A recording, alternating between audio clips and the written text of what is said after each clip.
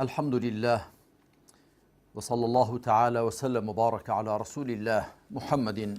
هەرچەندە مامۆستا عەلی باپیر پەیامێکی دڵسۆزانەی ئاڕاستەی پارتی کرد لەبارەی ڕێگرتن لە مامۆستا و فەرمانبەران بۆ چوونە ناو هەولێرەوە، بەڵام ئەو حزبە وەک پیشەی هەمیشەیی خۆی بە ناتەندروست پەیامەکەی وەرگرت و وەڵامێکی ئاسنزم و نەشیاوی دایەوە.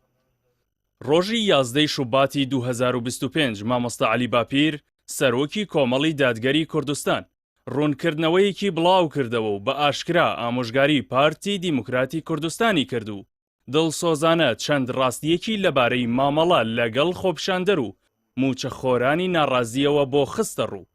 بەڵام پارتی وەک پیشەی هەمیشەیی خۆی کە هەرگیز ئامۆژگاری و بیرخستنەوەیان وەرنەگرتووە و گوێیان لە خەڵکی عاقڵ و نوخبەی وڵاتەکەیان نەگرتووە، ڕوونکردنەوەیەکیان بڵاو کردەوە و بە زمانی زبر وەڵامی هەڵوێستەکەی سەرۆکی کۆمەڵی دادگەریان دایەوە.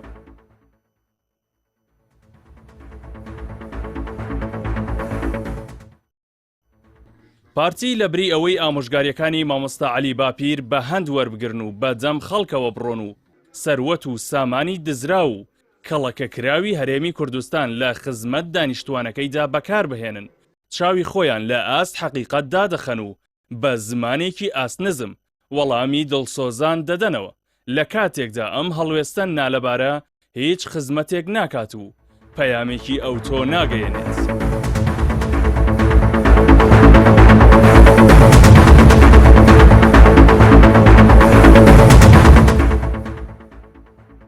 مامۆستا عەلی باپیر بەردەوام لە خەمی خەڵکدا بووە و دڵسۆزی و خەمخۆری بۆ دانیشتوانی هەرێمی کوردستان نەشاردووەتەوە، لە ڕێی گوتار و ڕەفتار و هەڵوێستەکانیەوە هەمیشە لە بەرەی خەڵکی ستەملێکراوی کوردستاندا بووە و داکۆکی لە مافاڕەواکانیان کردووە.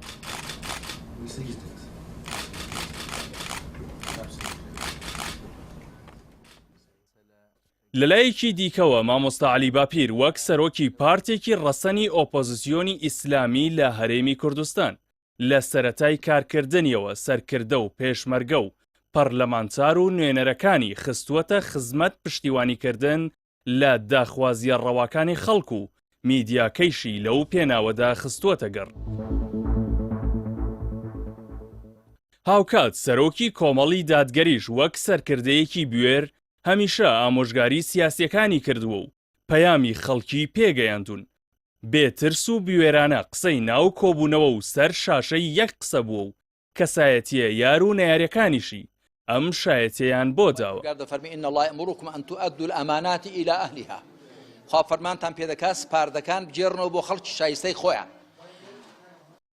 بێگوێی و بێباکی و سەرڕۆیی پیشەی هەموو حزب و کەسایەتیە دیکتاتۆرەکانی مێژووە، کاتێک کەسانی دڵسۆزیش ڕاستیەکانیان خستووەتە بەرچاویان، ئەوان لە مولهوڕی خۆیان بەردەوام بوون و چاو و گوێ و دڵیان داخستووە، هەر بۆیە دوای ماوەیەک چارە نووسیان تیاچوون و فەوتان و لادان و دوورخستنەوە بووە.